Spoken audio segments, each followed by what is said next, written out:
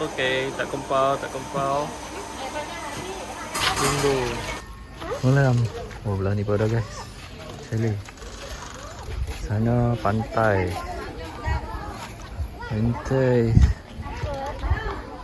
Sini surau. So kita duduk kat sana. Triangle. So depan tu ada kolam. Kolam mandi. Geng dalam sini je. Tingkat atas ada single. Katil single, bukan katil, tilam single kat atas. Kat bawah pun ada satu single. Queen satu.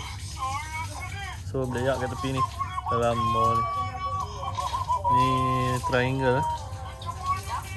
Luar boleh nampak tu kolam mandi. Luar boleh mandi terus. So hujung sana boleh pergi ke tepi pantai. Okey, ni kat sini ada kolam udang.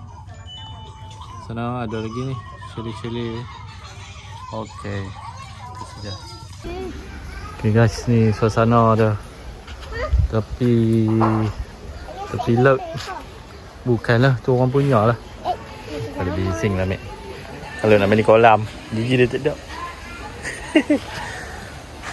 Sini ada kolam udang galah. Dia buka pukul 4 kalau tak silap. Jadi kalau apa bosan-bosan boleh lah mancing udang. Jenggo. Okey, ni suasana dia. Ni ayak surut lah ni. Tengok ayak surut jauh. Kalau nak mancing kena baling dengan penuh tenaga, apa saya tak sampai ke laut ni. Sampai ke selut.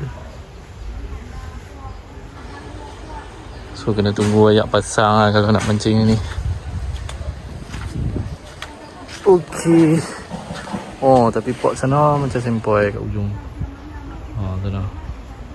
Sana boleh mancing. Okey. So lokasi dia di Tanjung Jaga Yan, Kedah. Chalet Ari. Okay guys, kita try menjenggo kolam apek. Umpan kita pakai empun-empun. Cacing. Adakah akan berjaya? Jom kita saksikan. Bismillahirrahmanirrahim. Okey, tak kompau. Tunggu.